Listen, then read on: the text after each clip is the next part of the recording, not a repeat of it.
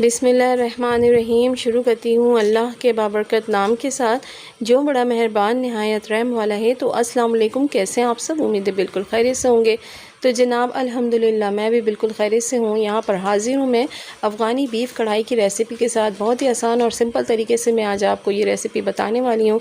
Recipe का आगाज़ करने से पहले मेरी तमाम न्यू आने वालों से रिक्वेस्ट है कि प्लीज़ मेरे चैनल को सब्सक्राइब करके बेल नोटिफिकेशन को ऑन कर दें। इस तरह से मेरे आने वाली तमाम न्यू वीडियोज़ न्यू रेसिपीज़ आप तक सबसे पहले पहुँचेंगी। तो जनाब रेसिपी का आगाज़ करते हैं। यहाँ पर मैंने 2 किलो बीफ का इस्तेमाल किया है। तो जनाब बीफ में मैंने हड्डियाँ भी इस्तेमाल की हैं और कुछ मैंने रोगन भी लिए हैं। तो कुर्बानी का जो रोगन होता है इसको ज़ाया नहीं करना चाहिए, ये हमारी सेहत के लिए बहुत हेल्पफुल होता है, अच्छा होता है। तो यहाँ पर मैंने रोगन लिया था, इस वजह कर मैंने हाफ़ कप ऑयल लिया है, ऑयल ज़्यादा नहीं लिया है मैंने। तो इसको सबसे पहले मैंने बीफ को अच्छी तरह से वॉश कर लिया था। वॉश कर लेने के बाद जो है ना मैंने ऑयल में डाल के इसको मैंने तकरीबन 5 से 7 मिनट तक जो है ना ऐसे ही मैंने फ्राई किया था। तो इसको तकरीबन इतना ही फ्राई करना है ताकि इसका कलर जो है ना थोड़ा सा चेंज हो जाए। तो कलर चेंज हो जाएगा, उसके बाद फिर हम इसमें बाकी का प्रोसेस जो होगा वो हम करेंगे, लेकिन सबसे पहले हम इसे अच्छा सा भून लेते हैं। तो यहाँ पर मैंने अच्छा सा भून लिया है। यहाँ पे जो बीफ ने पानी रिलीज़ किया था तो वो भी थोड़ा अच्छा खासा खुश्क हो गया है, ऑयल अलग हो गया है। तो इस यहाँ पर जो है ना हम क्या करेंगे, 1 गिलास मैंने तकरीबन पानी इसमें डाल करके जो है ना मैंने कुकर को बंद करके इसको गलने के लिए छोड़ दिया था। तो थोड़ा सा तेज़ आंच पे शुरू में रखूँगी, बाद में स्टीम वाली आंच पे इसको गलाएंगे। तो यहाँ पर हमारा ज़बरदस्त सा जो बीफ है वो गल चुका है और अच्छा सा टेंडर हो गया है। तो अब हम क्या करेंगे, एक अच्छी सी कढ़ाई लेंगे अपनी, क्योंकि हम कढ़ाई बनाने वाले हैं तो ये कढ़ाई में ही ज़्यादा मज़े की बनती है। तो यहाँ पर जो है ना मैंने इसको बीफ को इसमें कढ़ाई में डाल दिया है और अब हम इसको जो है ना थोड़ी सी आंच तेज़ करके जो है ना इसको भूनेंगे।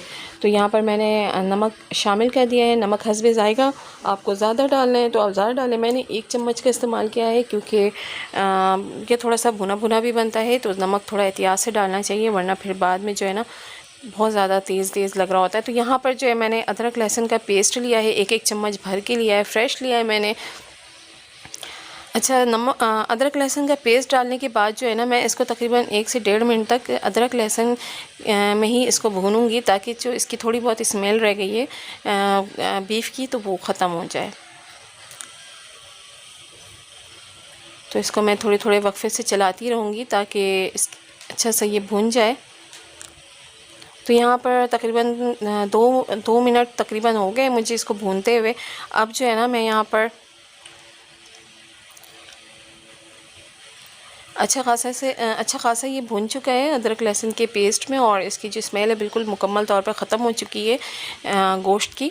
अब यहाँ पर जो है ना मैंने थोड़ी सी मोटी वाली जो हरी मिर्च होती है ना उसका मैंने इसे इस तरह से दरदरा सा कूट लिया था। इसको तकरीबन 5 से 6 अदद मैंने ली थी, थोड़ी सी बड़ी वाली। उसमें थोड़ा सा जो होता है ना तीखा कम होता है, लेकिन इसकी जो खुशबू और फ्लेवर है ना बहुत ही मज़े का लगता है।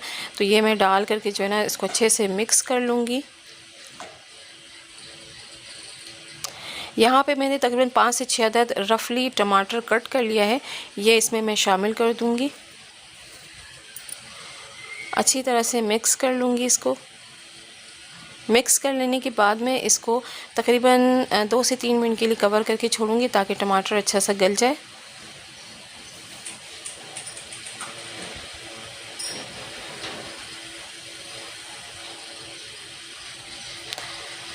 तो 2 से 3 मिनट हो चुके हैं और टमाटर बहुत ही ज़बरदस्त अच्छा सा गल चुका है।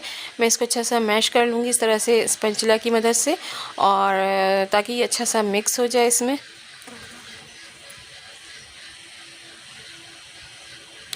आंच मैंने थोड़ी सी तेज़ रखी है। यहाँ पर मैं डाल रही हूँ दरदरा कूटा हुआ धनिया पाउडर। तो यहाँ पे मैंने लिया है तकरीबन 2 चम्मच, और ज़ीरा पाउडर लिया है मैंने 1 चम्मच, और यहाँ पे मैं डाल रही हूँ काली मिर्च का पाउडर 1 छोटी चमची। ये डाल करके मैं इसको थोड़ी देर भूनूंगी ताकि मसालों का फ्लेवर अच्छा सा इसमें आ जाए बीफ में। ज़्यादा मसाले इसमें नहीं जाते हैं। जो अफ़गानी बीफ कढ़ाई होती है इसमें गरम मसाला, हल्दी और ये पीसी मिर्च वगैरह ये इस्तेमाल नहीं होता है, क्योंकि इसका जो फ्लेवर है ना इन्हीं मसालों में ज़्यादा अच्छा आता है, मज़े का आता है। तो जनाब ये देखें, ये ज़बरदस्त ही हमारी कढ़ाई फ्राई हो रही है और इसके जो लुक है अभी से बहुत ही मज़े का आने लगा है। और ये तकरीबन हाफ़ डन से ज़्यादा ही हो चुका है, तकरीबन रेडी होने वाला है। तो बस मैं अब इसको अच्छा सा भून रही हूँ। यहाँ पर मैंने तकरीबन 2 दरमियाने साइज़ के प्याज को इस तरह से मैंने लाइट गोल्डन फ्राई करके रखा था। इसको बस मैंने हल्का सा हाथों से चूर करके इसको मिक्स कर दिया है इसमें, और इसको अच्छे से मिला देंगे हम बीफ में।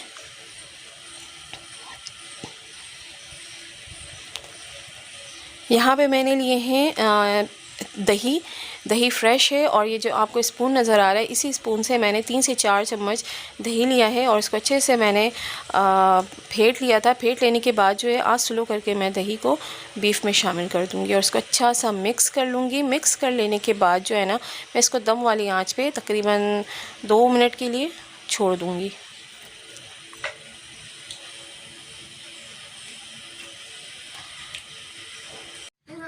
तो जनाब यहाँ पर जो 2 मिनट हो चुके हैं और हमारी ज़बरदस्त सी अफ़गानी बीफ कढ़ाई बिल्कुल रेडी है खाने के लिए। बहुत ही मज़ेदार, बहुत ही यमी यमी खुशबू इसकी आ रही है और बहुत ही हल्के मसालों में ये तैयार होती है, इसमें ज़्यादा मसाले नहीं जाते हैं। तो जो रियल रेसिपी है वो इसी तरह से बनती है, ये बिल्कुल ऑथेंटिक रेसिपी है और जो मैंने आपके साथ शेयर की है, आप इसको ट्राई ज़रूर कीजिएगा, आपको बहुत पसंद आएगा। आप जो बाहर जाकर खा रहे होते हैं ना, आपको बिल्कुल वैसे ही इसका टेस्ट आएगा। आप घर में बहुत ही कम वक्त में बहुत ही मज़ेदार ये रेसिपी रेडी कर सकते हैं। बहुत ही आसान तरीके से झटपट रेडी होने वाली रेसिपी है।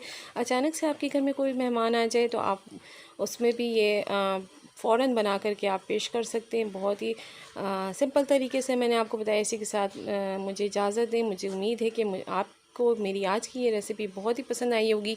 अगर ऐसा है तो मेरी वीडियो को लाइक करें, शेयर करें और जो न्यू हैं वो प्लीज़ मेरे चैनल को सब्सक्राइब करें और अपना प्यार भरा प्यारा सा कमेंट्स भी लाजमी किया करें।